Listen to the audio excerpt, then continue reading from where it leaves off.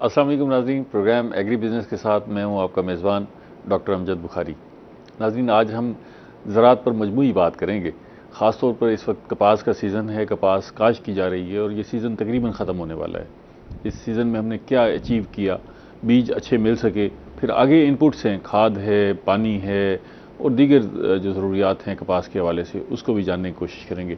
गंदम की हमने बड़ी अच्छी फसल उठा ली, क्या वजूहात हुई, क्या ये क्लाइमेटिक चेंजेस जिससे हम सिर्फ नुकसान ही ख़दशा हर वक्त रहता है, क्या उससे हमें कोई बेहतरी की भी तवक्कुआत हैं, और यही क्लाइमेटिक चेंजेस इस दफ़ा क्या मुतवक्को हैं कि कपास की फसल पर किस तरह असरात मुरतब करेंगे, और हमने इनसे अगर कोई क्लाइमेटिक चेंजेस हो रहे हैं तो इनसे बचना कैसे है। ये सारे मामलात हैं जिन पे हम बात करेंगे। सबसे पहले मैं आपको बता दूं कि हम ये बात किससे करने जा रहे हैं। आज हमारे पास स्टूडियो में मौजूद हैं जनाब साकिब अली अतील साहब, सेक्रेटरी ज़राअत हैं जनूबी पंजाब के, और इस सारी सूरत हाल पर बड़ी गहरी नज़र रखते हैं। बहुत शुक्रिया साकिब साहब। थैंक यू डॉक्टर, बहुत शुक्रिया आपने इनवाइट किया इस स्पेशल मौजू पे। Thank you very much. बहुत शुक्रिया। आपकी जो बशाशत है वो बता रही है कि काफ़ी सारा टारगेट अचीव हो गया है लगता है। हाँ जी, अल्हम्दुलिल्लाह जी, बहुत सारा बड़ी एफर्ट जारी है। हुकूमत पंजाब का इस स्पेशल इनिशिएटिव था कि इस दफ़ा कॉटन मैक्सिमम लगानी है।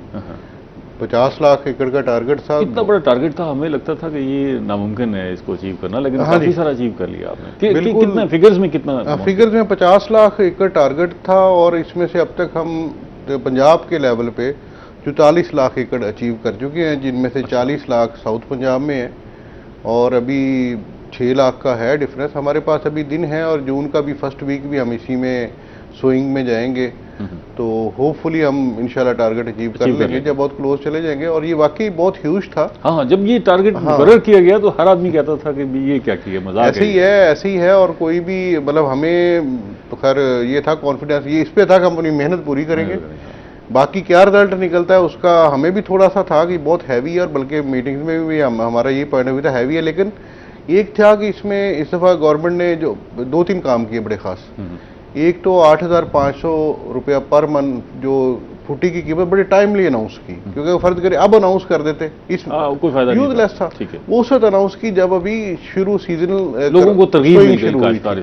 सेकंड इसमें फैक्टर आ गया कि तमाम जो हमारे साउथ के बल्कि तमाम जितने जहां भी कॉटन सोइंग हो रही है, तमाम कमिश्नर्स, तमाम डीसीज, तमाम एसीज, उनको कैंपेन में डाला। और तीसरा सबसे बड़ा एक साथ और बड़ा काम हुआ कि रूटीन में महकमा ज़राअत के जितने एक्सटेंशन स्टाफ और बाकी लोग सारी ड्यूटीज़ कर रहे होते हैं। कोई प्राइस कंट्रोल कर रहा है, कोई डेंगी कंट्रोल कर रहा है, कोई बाटा बेच रहा है।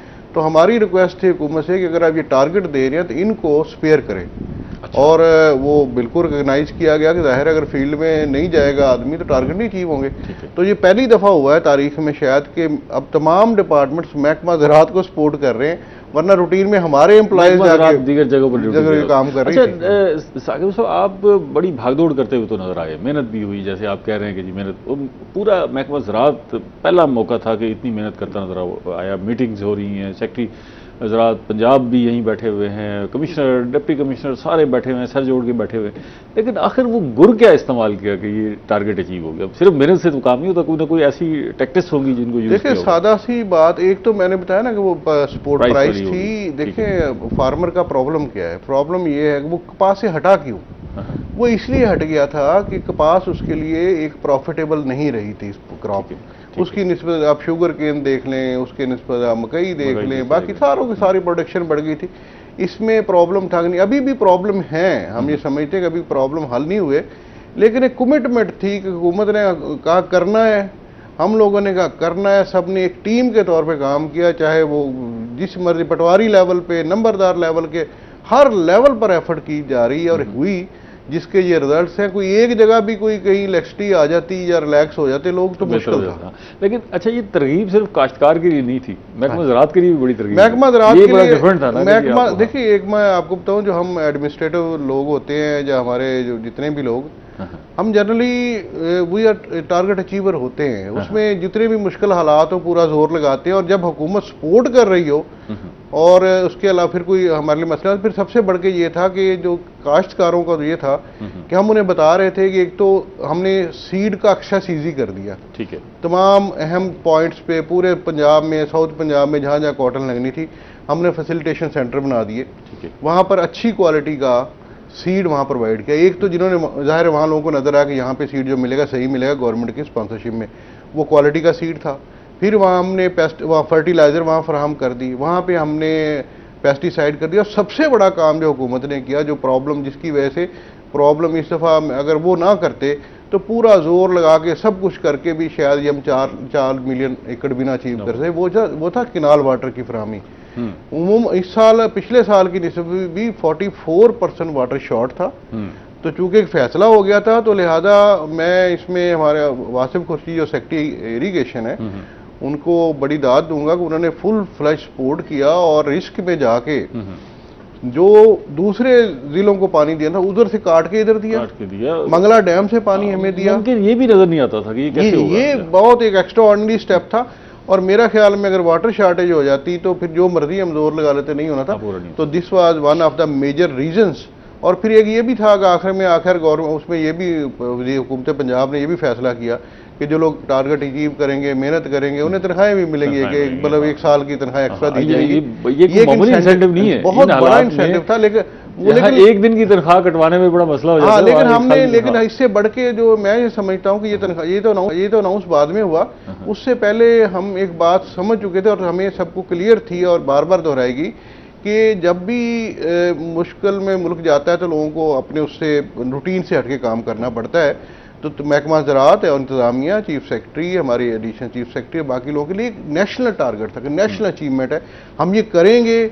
और अभी देखिए अभी एक फेज हुआ, दूसरा फेज बड़ा है, वो प्रोडक्शन का फेज है, इसको संभालना है, इस फसल को संभालना तो है। वो जब तक ये नेशनल कॉज के तौर पे जज्बे के तहत नहीं होगा ना, ये होगा नहीं। तो बेसिकली वो जज्बा हुकूमत ने डेवलप किया। बता रहा, हम सबको भी रियलाइज है, हम सब इस मुल्क के शहरी हैं, चाहे किसी भी पोस्ट पे बैठे, हमें पता है कि अगर ये वाहिद ऐसा बिजनेस है एग्रीकल्चर, कोई भी आप इंडस्ट्री उठा ले, कुछ भी उठा ले, साल तो बनने में लग जाता है। तो ये वाहिद है जो 6 महीने में रिजल्ट दे देती है आपको। ये वाहिद इंडस्ट्री या कारोबार या बिजनेस है।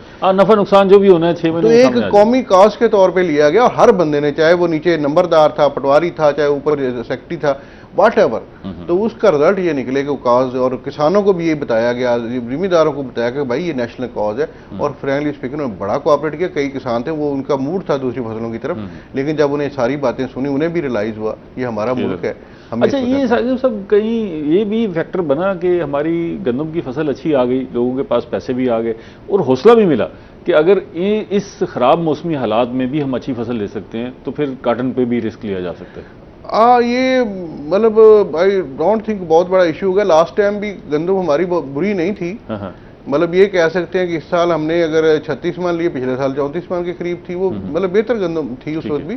पिछले सालों के नीचे पिछले साल ही बहुत अच्छी गंदम थी हमारी, तो उस वक्त पैसा था। लेकिन इस दफा मौसम बड़ा खराब रहा और ये तो वो उसमें गंदम पे उसमें आप देखें ना, उसमें भी बहुत सारे फैक्टर थे। हमने जो किसानों तक अप्रोच किया, उसमें गंदम की आपने बात की, तो उसमें 2 बड़े फैक्टर थे। सबसे बड़ा फैक्टर तो देखे कोई कुछ भी कर लें हम, रब की करम नवाजी होता है, ये बड़ा फैक्टर है, इसको हम डिनाई कर ही नहीं सकते। अब उसके बाद जो ह्यूमन लेवल पे हमने किया था, 2020 में साउथ पंजाब सेक्रेटेरिएट बना, तो 19 में जो हमारी गंदम आई थी वो श्रीवल्ड थी, मतलब सूखड़ी हुई थी, दाना उसका छोटा रह गया था। तो हमें वो चूंकि हमारे घर में भी आई थी, हमने भी वही खाई और पूरा उसको देखते रहे भी क्या मसला हुआ। जब मैंने आगे यहाँ स्टडी किया, मैं पता चला कि रस्ट अटैक फरवरी के दूसरे तीसरे हफ्ते में आता है। अच्छा, तो हमने इस पर स्टडीज की उसी साल के भी ये रस्ट अटैक है, तो इसको हाउ टू अवॉइड इट।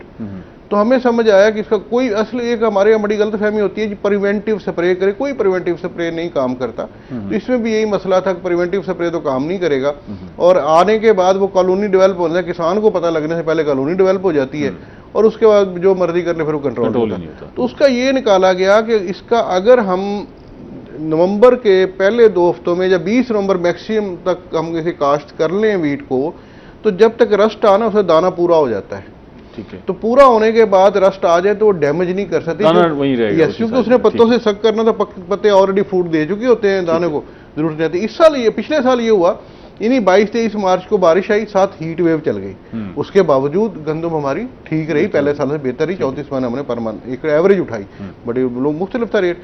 इस दफा ये हुआ कि बारिशें आई, साथ सर्दी आ गई। अब सर्दी का, अब उस वक्त सारे शोर मचा रहे थे, आपकी मेरी बात हुई थी तो मैंने कहा था मुतमिन रहें, कुछ नहीं होगा। उस वक्त ये था कि सारी हमारी वीट पिछले साल से लॉज हो गई। लॉज होने पे अमूमी तौर पे डैमेज होता है, लेकिन साथ जो सर्दी की वेव आई उसकी वजह से वो कटाई में डिले हो गया और उसके दाना जो ना मजीद मजबूत हो गया, मजीद उसने डाइट ले ली और मजीद मोटा हो गया, वजन उसका वजन बढ़ गया, जिसकी वजह से इस दफा हमने बम्पर क्रॉप मिल गई। तो ये 2-3 फैक्टर थे कि 90% इसका फैक्टर तो यही था कि अर्ली कास्ट थी और उसमें बाकी जो 10 जो लॉस हमें थोड़ा बहुत हुआ, मतलब वो 5-10% में जो लेट था उसमें भी उसको ज़्यादा लॉस नहीं कर सकी इस दफा हीट वेव और ये हमारी जो बारिशें और लॉजिंग। ठीक है, साकिब साहब पेस्ट तो अपनी जगह पर एक थ्रेट है, सो है, लेकिन हमें अब जो बढ़ता हुआ थ्रेट है वो क्लाइमेटिक चेंजेस है। अच्छा ये देखें ना, असल में मेरा सवाल भी यही था कि ये एक मौसम के बदलते असरात गंदम की फसल पर भी मुरतब हुए, लेकिन अल्लाह ने मेहरबानी की कि वो बदले हालात जो है वो पॉजिटिव हो गए नेगेटिव होने के बजाय। तो ऐसा भी इम्कान है कि कपास का अब जो सीज़न है इसमें भी ऐसा हो सकता है, और अभी तक जो मौसम है ये कितना साजगार रहा है? देखिए आपने 2-3 सवाल इकट्ठे कर दिए। पहली बात तो ये मैं बताऊँ, इन जो चेंजेस है ना, क्लाइमेटिक चेंजेस, इसको मैं अपने अल्फाज में ये टर्म समझे कोई नहीं, मैंने मेरे ज़हन में ही आई और कोई नहीं कि ये है एब्रप्ट क्लाइमेट एक्सट्रीम्स।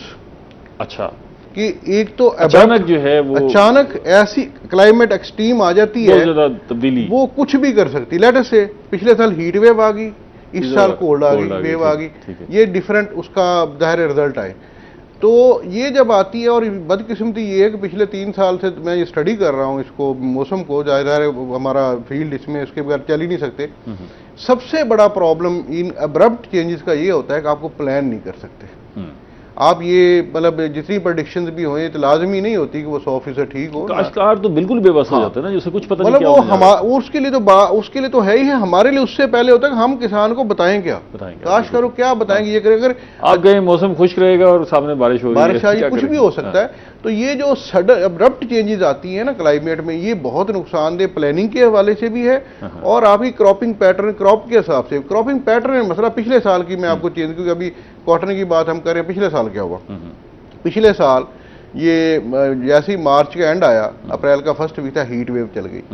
अब उसमें क्या हुआ कि जितनी कॉटन उस वक्त सोइंग हुई थी वो जल गई, वो छोटी थी वो जल गई।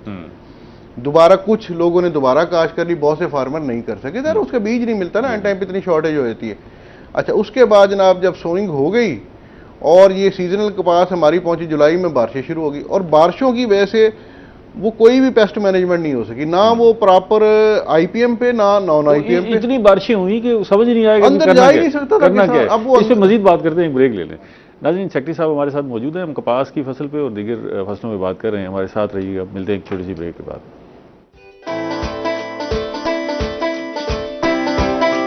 वेलकम बैक नाज़रीन, हम ज़राअत पर मजमूई बात कर रहे हैं। सेक्रेटरी ज़राअत साकिब अली अतील साहब हमारे साथ मौजूद हैं। साकिब साहब, अभी हम पहले वक्फे से पहले फोरकास्ट के हवाले से जिक्र कर रहे थे कि हम ये एस्टिमेट ही नहीं कर सके, इतनी बारिशें हुई कि सब अथल पथल हो गया। मैं बिल्कुल उसमें जारी रखूँ, उसमें जैसे जून में सर्दी आ गई, अप्रैल में हीट वेव, जून में सर्दी, कोई कॉन्टेक्ट, लेकिन उसका नुकसान क्या हुआ?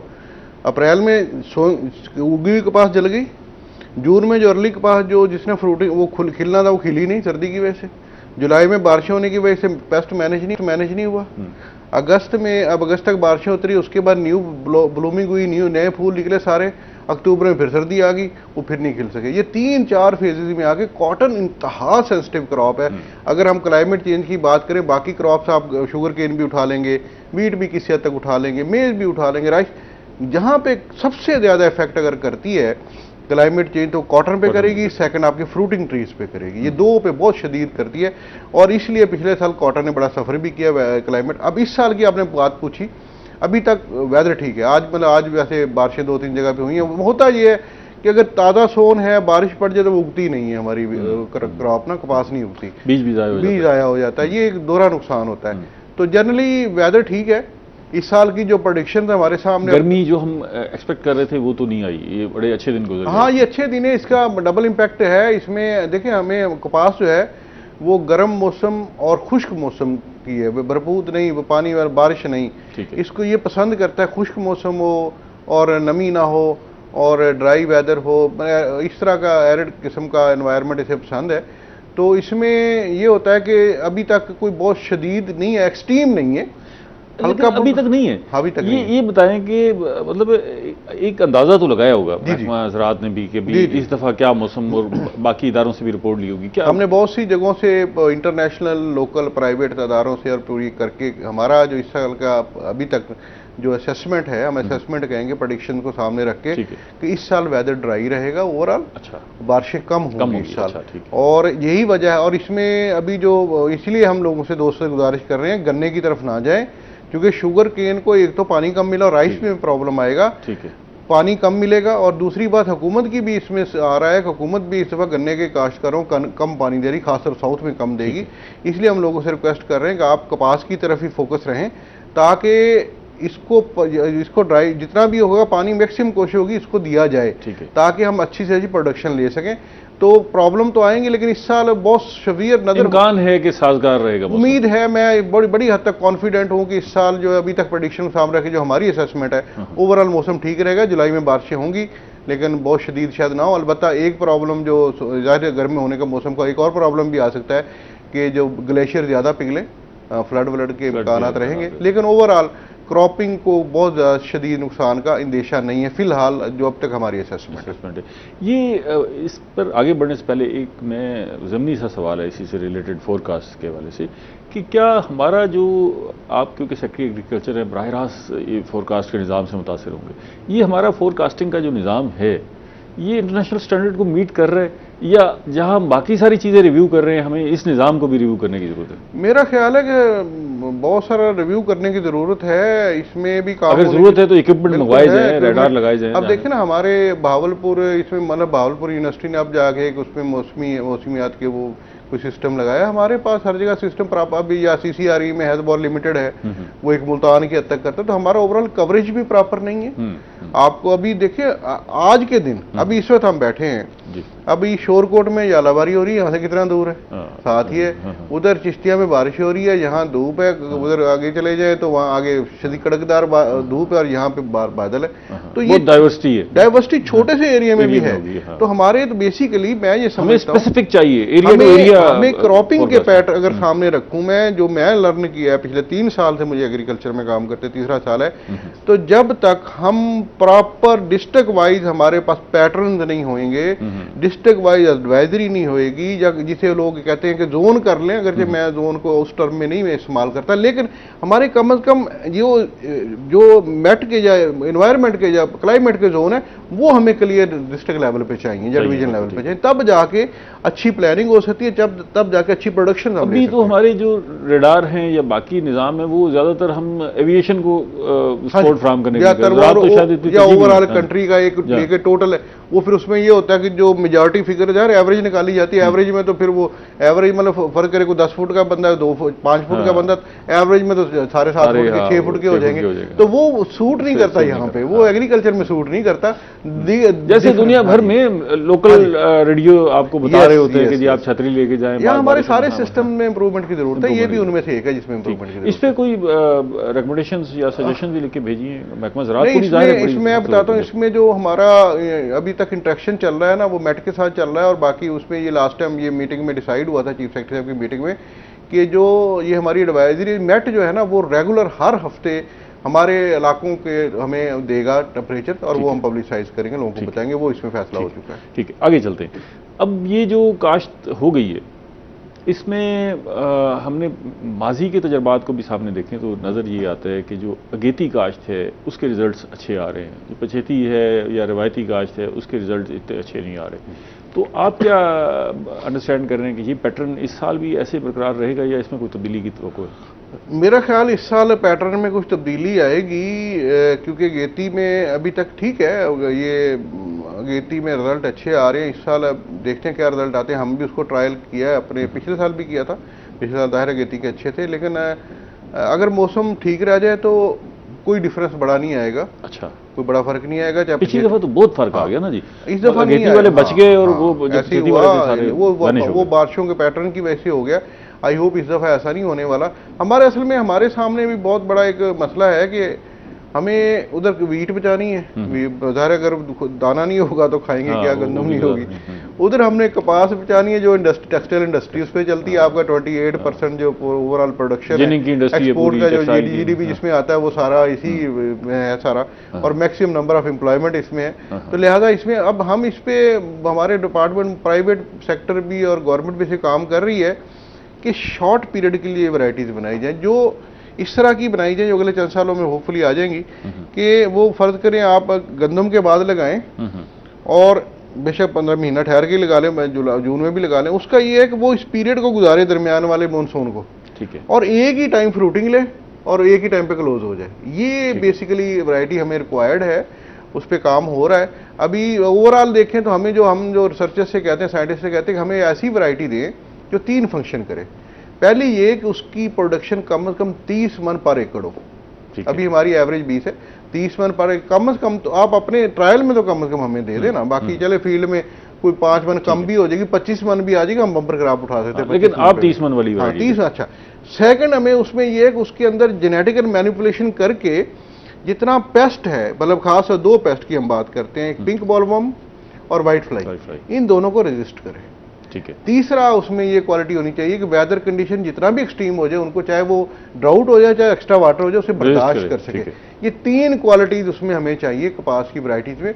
अभी भी इत्तेफाक कह लें, बदकिस्मती कह लें, कभी इस तरह कोई वैरायटी नहीं है तीनों पूरा आपने लफ्ज तो सिर्फ 3 कहे, लेकिन इसके अंदर एक पूरी साइंस हो रही है, कोई आसान काम नहीं है। अगर ये ज़ाहिर आसान नहीं है, कोई काम भी आसान नहीं होता, नामुमकिन, लेकिन नामुमकिन भी तो नहीं होता ना। ठीक है, एफर्ट जब there is a will there is a way, जब आप एफर्ट करते हैं, रास्ते भी अल्लाह ताला बनाता है, आपके दिमाग में चीजें भी डाल देता है। तो आप इन सादा सी, मैं तो अपने सारे साइंसदान रिसर्चर से कहता हूँ, आप एक मकसद ध्यान में रखे करके हमने आवाम के लिए कर रहे हैं, ना किसी कंपनी के लिए, ना किसी, आप में अल्लाह इसका अजर आपको देगा। आप देखिए ऐसे से रास्ते बनते चले जाते हैं, आदमी खुद परेशान होता है कि यार ये तो मैंने सोचा भी नहीं था, या ऐसे मैं एक्सपेक्ट नहीं कर रहा था जो हो गया। लेकिन ऐसे हालात में जहां आपके साइंटिस्ट, रिसर्चर या रिसर्च के इदारों के मुलाजमीन सड़क पर बैठे हों, कई माह से तनख्वाहें ना मिलने का शिकवे कर रहे हों, तो जाहिर है अगर आप उनसे एक्सपेक्टेशन इस लेवल की करेंगे तो मुश्किलात नहीं। वो एक्सेप्शनल एक आध केस में है, वो उसकी भी बदकिस्मती से वजूहात और हैं, उसमें कुछ उसका ऐसा स्ट्रक्चर ऐसा है जहां फाइनेंशियल प्रॉब्लम आ रहे हैं, कुछ मैनेजमेंट का प्रॉब्लम भी है। देखिए अब बात करें CCRI की, तो मैं मतलब हमारे दोस्त ही हैं सारे, हमने पिछले एडिशनल चीफ सेक्रेटरी के साथ भी विजिट किया था। 100 एकड़ जमीन है आपके पास, 8 एकड़ पे आपने कपास लगाई है टोटल, नहीं ये ट्रायल। बात ये है कि 100 एकड़ से क्या आप इतना प्रोडक्शन नहीं ले सकते जो आपको सेल्फ सस्टेन हो? इस जैसा एक और इदारा भी साथ ही चलाया जा सकता है, चलाया जा सकता है ना। 100 एकड़ से इतनी प्रोडक्शन आपको लेना चाहिए कि सेल्फ सस्टेनेंस हो। अब वो जब सेल्फ सस्टेनेबल नहीं होता, फिर वो वेट करते हैं गवर्नमेंट पैसा दे, एप्टमा पैसा दे, वाट एवर सोर्सेज उधर से आए, अगर वहां से शॉर्ट हो तो प्रॉब्लम आए, तब इस प्रॉब्लम अगर आ रहा, पूरा मुल्क प्रॉब्लम का शिकार है। इसमें हमारी तजवीज़ तो ये थी, मतलब इसमें हुकूमत पंजाब और पाकिस्तान को, कि ये अदारा बेसिकली हमारी ज़मीन पे बना हुआ, हमारी लैंड है सारी। अच्छा, जो ये पंजाब गवर्नमेंट की एग्रीकल्चर डिपार्टमेंट की लैंड है जो लीज पे दी है, वो लीज बनी भी सर पे नहीं हो रही। तो हमने ये कहा कि इसकी मैनेजमेंट भी हमें दे दे, ये हमारे हैंड ओवर कर दे, ये नहीं चला सकते। वैसे इस वक्त हमने सामने एक तरफ CRI कॉटन रिसर्च इंस्टीट्यूट है, एक तरफ सेंट्रल कॉटन रिसर्च इंस्टीट्यूट, इनको जम होना चाहिए और आगे बढ़ना चाहिए। साकिब जफर साहब हमारे एडिशनल चीफ सेक्रेटरी ने विजिट जब किया ना, तो एक अभी हम अगले हफ्ते में इंशाल्लाह 1 हफ्ते 1.5 हफ्ते में हम करने जा रहे हैं। उनका पॉइंट ये था, ये आप वाली बात, कि ये साथ अदारे हैं, तो ये रिसर्च में कोलैबोरेशन क्यों नहीं। मैंने फिर उन्हें बताया, मैंने कहा सर ये 2 तो ये है ना, मनसूबा तीसरा साथ है, वो भी उस पर कर रहा है, वो तो हमने कोलैबोरेट अपने लेवल पे कर लिया। फैसलाबाद यूनिवर्सिटी भी यही कर रही है, इस्लामिया यूनिवर्सिटी बहालपुर भी यही रिसर्च कर रही है, BZU भी यही कर रही है। बेसिकली ऐसा सिस्टम होना चाहिए, तमाम रिसर्च को कॉटन की बात करें तो तमाम उसको वन रूफ के अंदर रिजल्ट आने चाहिए। इसी तरह वीट की बात करें, तमाम रिसर्च के वन रूफ के अंदर आने चाहिए। इसे लाइफ स्टॉक की बात करें, इसे फिशरीज की बात करें। आप जब तक हमारे इन साइलोज में जो रिसर्च हो रही है, इनको यूनिफाई नहीं करते या कोलैबोरेशन नहीं करते प्रॉपर तरीके से, सिस्टमैटिक, मतलब मेरे अगर कहने पे सब लोग आ जाते हैं, it is not a systematic, it is one man show. हमें सिस्टमैटिक बनाना है कि सिस्टमैटिक को कोई आए कोई जाए वो अदारा काम करता रहे। उस पर उन्होंने कहा तजावीज़ अभी हम सबको बुला रहे हैं, वाइस चांसलर्स को बुलाएंगे, उसमें इंशाल्लाह रिसर्चर्स को बुलाएंगे, वो मैं तजावीज़ देख हाउ इज पॉसिबल कि जिसमें आपकी उसमें मसला होता है प्रॉपर्टी राइट्स होते हैं, कि जहां आपके हम रिसर्च को एक्सपोज भी ना हो, ठीक है, और कोलेबोरेशन भी हो जाए। वो व्हाट आर द वेज, किस तरह हम इसको सिस्टम बनाएं कि एक पूरा एक सेटअप बन जाए, उसके नीचे काम करें, वो हम इंशाल्लाह करने जा रहे हैं। अच्छा, ये तो साकिब साहब हम बात कर रहे हैं ना कि जी फ्यूचर में अच्छे रिजल्ट्स के नताइज लें, रिजल्ट के साथ साथ रिसर्च के इदारे काम भी करें, वहाँ अच्छी तहकीक और फिर वो कोलेब्रेशन भी हो उसकी।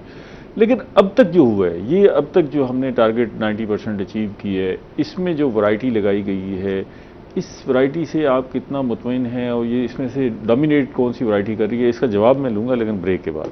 नाज़रीन हमारे साथ रहिएगा, मिलते हैं एक छोटी सी ब्रेक के बाद।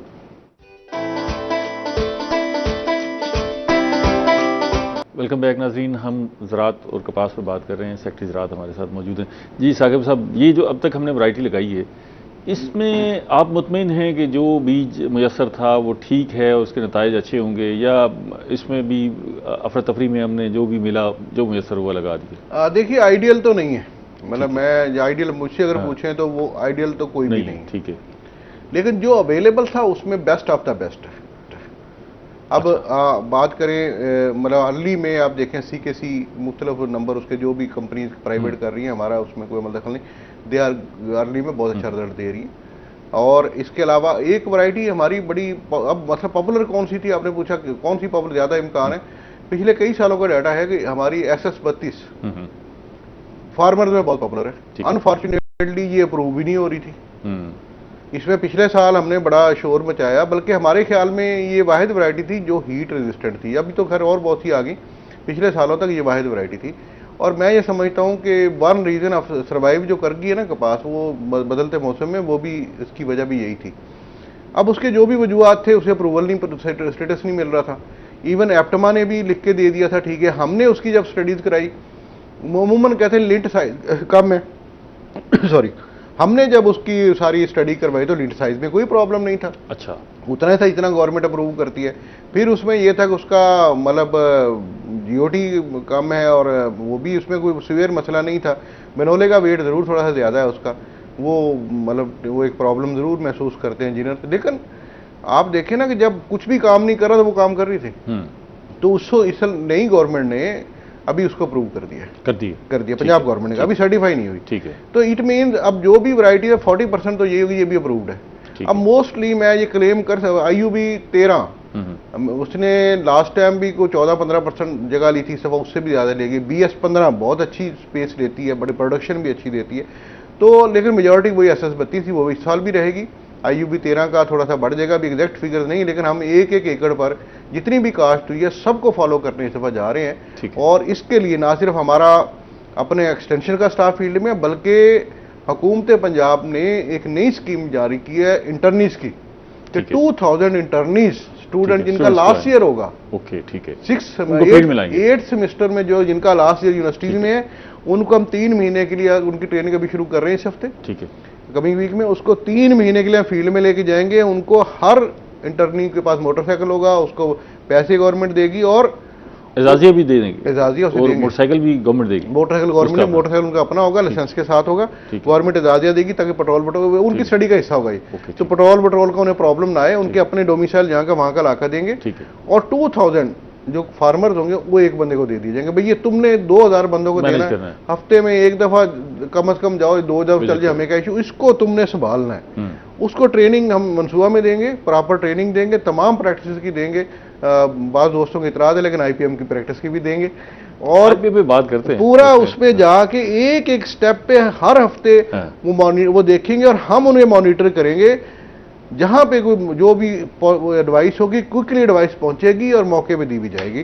तो मेरा ख्याल है कि इस दफा this is going to be different year as far as cotton is concern. ठीक है, ये जो सोइंग है ये 1 जून तक जारी रखेंगे?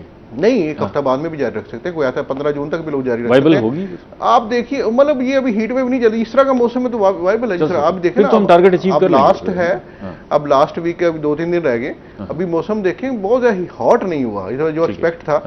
तो अगर हॉट बहुत ज्यादा शदीद हीट वेव नहीं चलती तो it is very good weather. अच्छा, it is very good weather, तक जारी कर सकते हैं। हाँ, अगर हीट वेव चल जाती है फिर हम लोगों को रोक देंगे।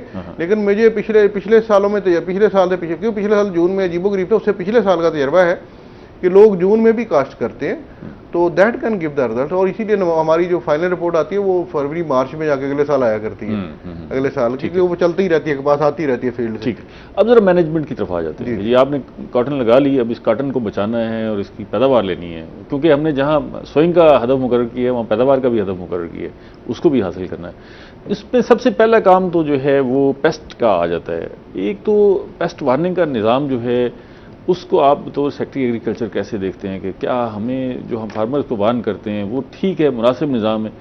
और फिर दूसरा जो हम पेस्ट की मैनेजमेंट करने हैं, और आपने ख़ास तौर पे यहाँ आईपीएम आके लागू किया और आइडिया दिया और उसको आगे लेके चले, उसमें बड़ी तनकीद भी हो रही है, लेदे भी हो रही है, तो अभी भी आईपीएम को उसी तरह आप इम्प्लीमेंट करेंगे, क्या करेंगे? पहली बात आपने कहा कि क्या जो पेस्ट मैनेजमेंट का या पेस्ट स्काउटिंग का वो निज़ाम, उससे मुतमैन हूँ मैं नहीं हूँ।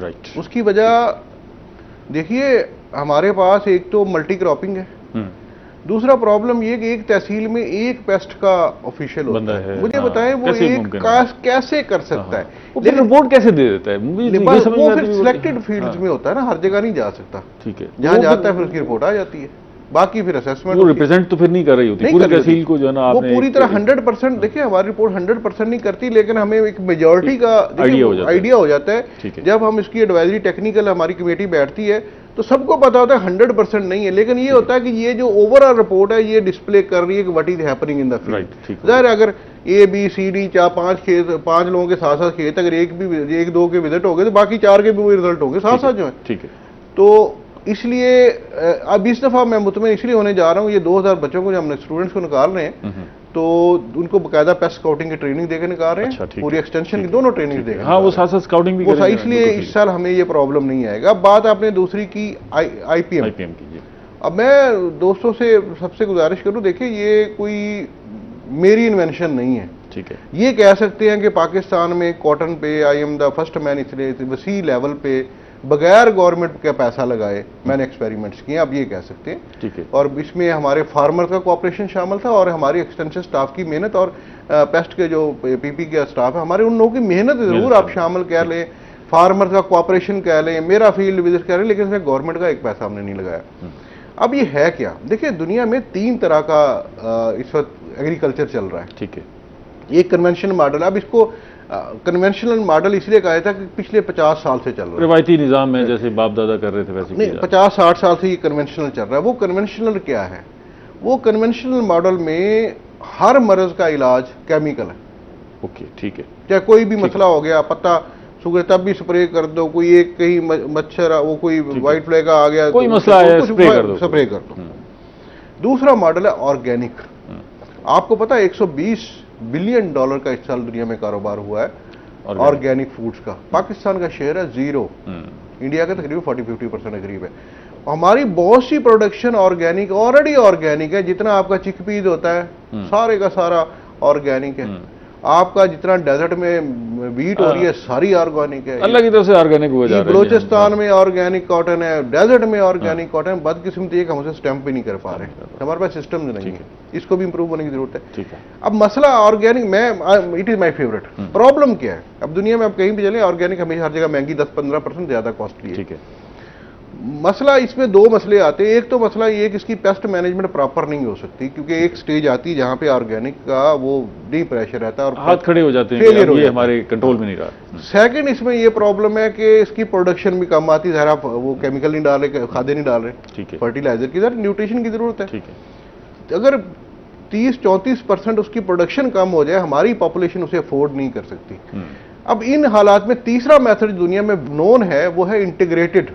सादा से इसका मतलब मरबूत उर्दू में कह लें, इसका मतलब ये होता है कि आप उस वक्त तक ऑर्गेनिक चलते रहें जब तक आपको फसल को लगे कि ये डैमेज, जब तक डैमेज के करीब पहुंचे वहां जाके आप समझते नहीं हल नहीं कर रहा, then shift to the conventional. ठीक है, फिर आप पेस्टिसाइड केमिकल पे शिफ्ट करें। ठीक है, अभी हमने आईपीएम नाफिज किया हुआ था। इस साल अगर कि हम आईपीएम से एक स्टेप आगे जाएंगे, आईसीएम पे जाएंगे। अच्छा, मतलब इंटीग्रेटेड मजीद बढ़ेगी, इंटीग्रेटेड क्रॉप मैनेजमेंट। ठीक है, तनकीद देखिए, तनकीद बुरी नहीं होती। ठीक है, वो कहते बुरे नहीं होते, तो इसलिए तनकीद बुरी नहीं होती कि हमें लर्न करने का मौका मिलता है। हमारा कोई ना, देखिए मुझे पे तनकीद क्या, मेरी तो ना तो नीम के पत्तों की फैक्ट्री है, ना मेरी अक के पत्तों की है, ना मेरी कोड़ तुमा की, मेरी तो कोई फैक्ट्री नहीं है ना मोरिंगा की, ये सारे आम मौजूद है। बेसिकली हम, और ये मैं ये समझता हूँ ये जो मेथड हम अप्लाई करते हैं ना 2-4, इसमें कुछ मेथड तो ऐसे हैं वो सफिशिएंट नहीं है। मतलब इसी को देख ले, ये इतना एक तो लेबर इंटेंसिव है, अवेलेबल नहीं है इतने, और किसान हर कोई चाहता है कि यार मुझे चीज़ तैयारशुदा मिल जाए। इसके बावजूद हम ये समझते हैं कि इंटीग्रेटेड दुनिया में बेस्ट मॉडल है, पूरी दुनिया इसे फॉलो कर रही है, हमारी पॉपुलेशन की डिमांड को भी पूरा करती है, हमारी खुराक की प्रोडक्शन को भी पूरा करती है, और साथ साथ हमारा जो एनवायरनमेंट है, इकोसिस्टम हमने बर्बाद किया, उसे भी किसी हद तक कंपनसेट करती है। इंसानों की हेल्थ के लिए बहुत जरूरी। मैं रात एक रिसर्च पढ़ रहा था, हार्वर्ड और एक और यूनिवर्सिटी के साइंटिस्ट ने की कि 50 किस्म की ऐसी पेस्टिसाइड हैं जो पार्किंसन डिजीज पैदा कर रही है। ये अमेरिका की स्टडी, अमेरिका में पैदा कर रही है, हमारे यहाँ तो उससे ज्यादा जहरीली जहरें मौजूद हैं। तो वहां पे तो बहुत सख्ती के बावजूद वहां पे ये इम्पैक्ट आ रहा है। तो मैं ये समझता हूं कि आईपीएम पे तनकीद की वजह से समझना चाहिए। इस पे पीएचडी लोग करते हैं, दुनिया जाने पढ़ाया जाता है, वो कोई मतलब, मैं तो सादा आदमी, मैंने भी साइंसदानों से पढ़ा या किताबों से पढ़ा या रिसर्च से पढ़ा, इट वर्क्स। और अभी देखिए हमने 2 साल इस पे किया, मैं आपको अभी दिखाऊं, ये अभी अंडर पब्लिकेशन में है, अभी चंद दिन में हो जाएगी। ये आईपीएम सर्वे है, ये हमारा मंसूआ का, ये 2nd ईयर का, ठीक है। और ये हमारा जो सर्वे है ये फैसलाबाद यूनिवर्सिटी का है। अच्छा, ठीक अब हुआ पिछले साल जो हमने किया, अब देखिए पिछले साल कहते थे, दोस्त हमारे आर्ग्यू करते थे कि देखिए जी मौसम बहुत अच्छा था इसलिए कपास सारी ठीक होगी। ओके, हम भी मानते थे। पिछले साल तो मौसम खराब हो गया था ना, इम्पैक्ट हुआ, हम मानते हैं। कितना हुआ? अब ये यहाँ पे आएगा कि वो कन्वेंशनल पर कितना इम्पैक्ट हुआ और हम पे कितना हुआ। कंपैरिजन करके देखें, फिर कंपैरिजन हमने किया। ठीक है, अच्छा। देखिए पिछले साल 20 मन एवरेज हमारी आई थी फील्ड में, ठीक है, पूरे साउथ पंजाब में, और 34 मन आई थी हमारे आईपीएम प्लाट्स पे। 14 मन का फर्क था। फर्क आया। इस साल 10 मन हमारे फील्ड में एवरेज आई, 10-11, ठीक है, और 24 मन आईपीएम पे आई। अच्छा, वही 10 मन वहां भी गिरा, 10 मन उधर भी गिरा। हाँ। लेकिन फिर भी वो फर्क वहीं रहा है, फर्क वही है, यानी कि करीबन 1 बेल पर एकड़ का फर्क है। अब मैं कहां ले जाऊं, ये पढ़ी लिखी। अब ये जो फैसलाबाद, अब देखिए मैं तो आपको पता यहाँ था नहीं, 4-5 मिनट ट्रेनिंग पे था, तो जो फैसलाबाद में इन्होंने किया, इन्होंने ये मंसूबा नहीं किया साउथ पंजाब का, ठीक है, फैसलाबाद में साहिवाल, ठीक है, फैसलाबाद, सरगोदा, जहां जहां पास ही वहां किया। ठीक है। इनके रिजल्ट सेम कैसे हो सकते हैं? अच्छा साकिब साहब, इस पे ना हम आगे भी प्रोग्राम करेंगे। आईपीएम अभी जब इम्प्लीमेंट भी होगा तो फिर इसके नतीजे साथ साथ देखेंगे। अभी प्रोग्राम का वक्त खत्म हो गया, काफी सारी चीजें रह गई होंगी। एक फिक्रा सिर्फ बता दूं मैं, अभी हमने पिछले हफ्ते मीटिंग की है, बाकी जो क्रॉप है उस पर कहीं पेस्ट आना शुरू हो गया, आईपीएम पे अभी तक 0 है। अच्छा, चलें इस पर मजीद बात करेंगे। नाज़रीन, आपने सेक्रेटरी साहब की बात सुनी, इसमें बहुत सारी हौसला अफजा बातें हैं, और अच्छी बात यह है कि हम टारगेट अचीव कर रहे हैं सोइंग का, और उम्मीद है कि प्रोडक्शन का भी टारगेट अचीव करेंगे। इसमें बहुत सारे आगे बढ़ने के मौके हैं, आप भी ज़रा गौर से सुने। आईपीएम पे हम एक अलग प्रोग्राम करेंगे जिसमें हम सेक्रेटरी साहब को इधर से भी, रिसर्चर्स को भी, और उधर से जो क्रिटिक्स हैं उनको भी आमने सामने बिठाएंगे और किसी नतीजे पर पहुँचेंगे। अगले प्रोग्राम तक इजाज़त दीजिए। अल्लाह ने के बाद।